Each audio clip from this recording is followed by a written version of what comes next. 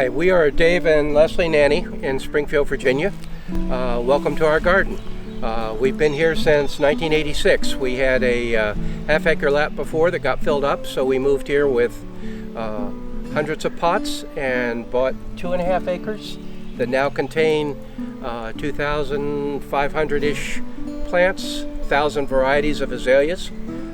We bought the place for the land, and we are still clearing it and working it.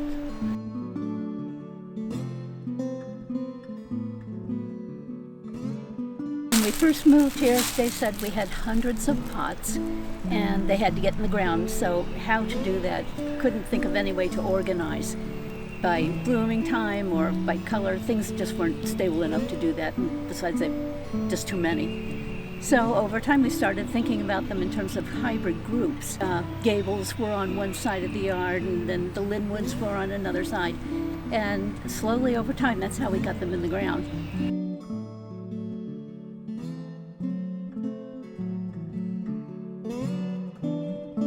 Leslie mentioned we have over 100 beds, and half or more are dedicated to a single type of plant or a single hybridizer. This is our kurumi bed right here. And the kurumis come from Kurum, Japan. They've been imported. They have very similar upright habits, smaller leaves, but right now, today, these buds are insanely beautiful. They look like little candlesticks on top of the plants. Then we have other plants now that are next to them that are opening up. And so it's one of those where having all of one collection in one place where you can actually look at it and see the similarities and differences, and then they all kind of open at once, really makes it fun. So this is really one of the prototypes of organizing by collection.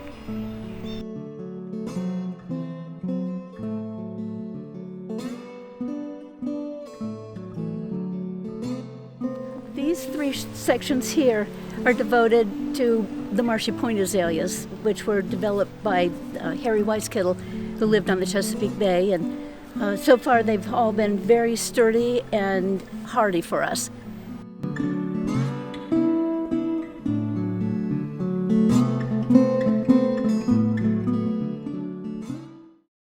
This is a Nusio bed.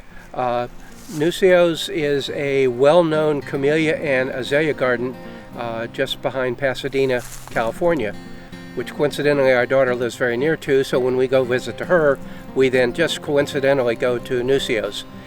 So we've dedicated this whole bed to his.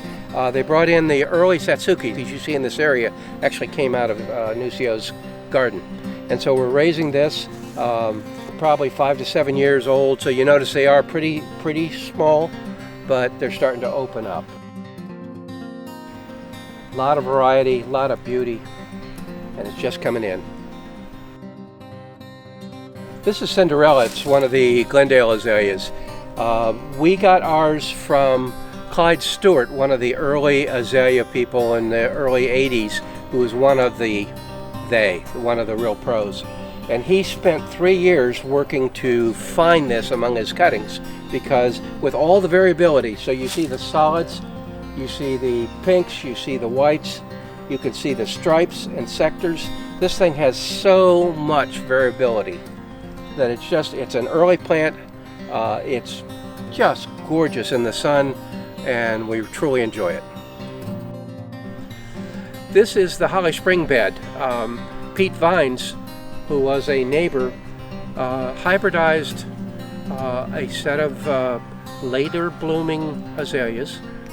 As you can see, very few of them right now are in bloom, but because we had been organizing our garden by hybridizer, we had a natural collection of Pete's. I called Rick Bauer, then at the time the president of the Northern Virginia chapter of the Azalea Society, and later the president of the National Society, and said, "Hey Rick, these things should be more useful than just pretty flowers." And Rick said, "Have you seen our write-up on Legacy Gardens?" So just like that, we became the first, if not one of the first, legacy garden owners. We have 96 of Pete's 101 named hybrids here. One of the biggest challenges we had was trying to get them true to name. Because if you're going to be the legacy garden that's going to take care of somebody's legacy that he spent a lifetime developing, they better be the right plants. And lo and behold, we found we had a number of misnamed ones. So now we think we're almost there. And so this is the Holly Spring bed.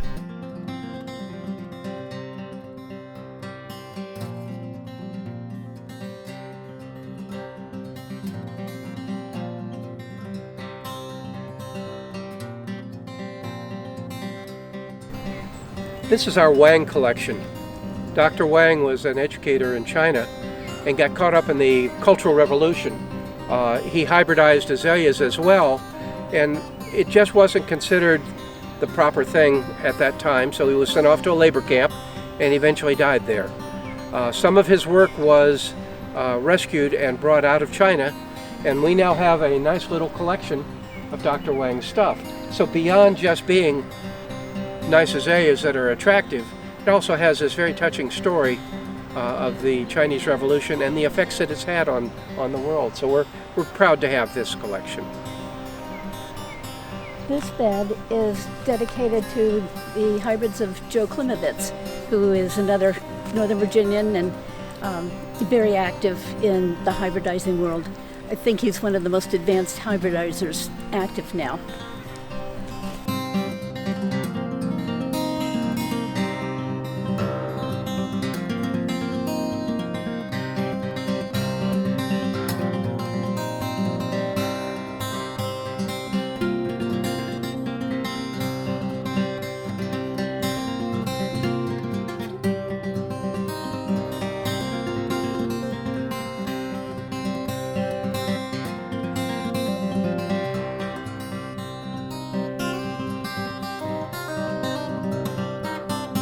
So these are the hybrids from Bob Stewart.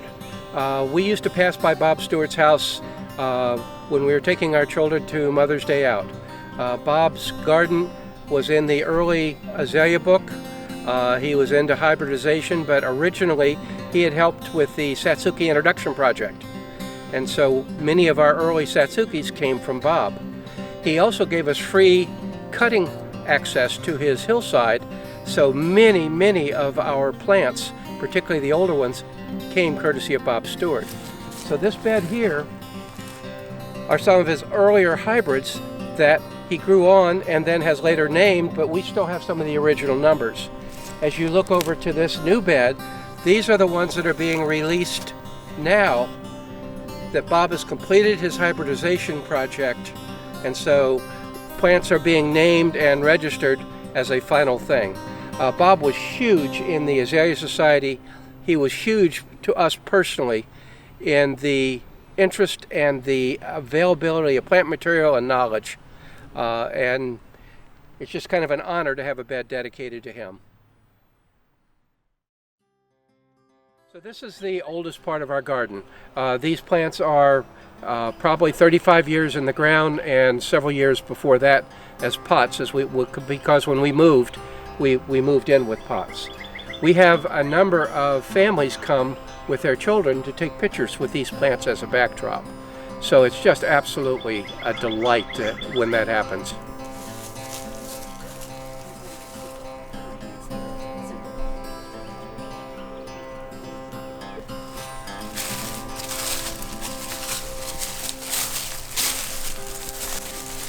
Kuromo Shikabue is really happy here.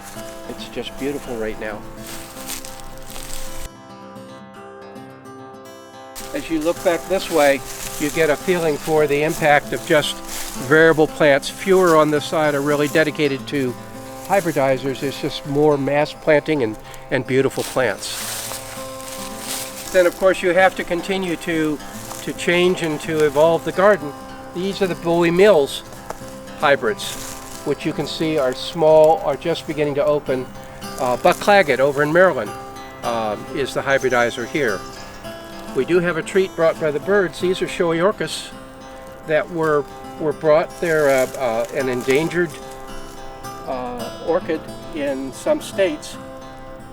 And then of course we have some rhododendrons. This was given to us by Max Burkett, and it's a cross of Yakuzamanum by Mackinac. And of course it's got the beautiful endomenum. So when I'm taking children around, we get right here at the end of the tour and I say, feel under that leaf, and oh my goodness, they start bouncing. So thanks for joining us on this tour, this virtual tour through our garden. We're dedicating this effort to the people in Houston, Texas and to Charlotte, North Carolina, who worked so hard to get us ready to come to their conventions and have them canceled because of COVID. We hope to see you in the gardens in Lafayette, Louisiana next year in person. So we hope you've enjoyed the tour and consider it an open invitation to come by whenever anybody finds themselves in DC and needs to get away from all that hot air. You can come and enjoy some nature.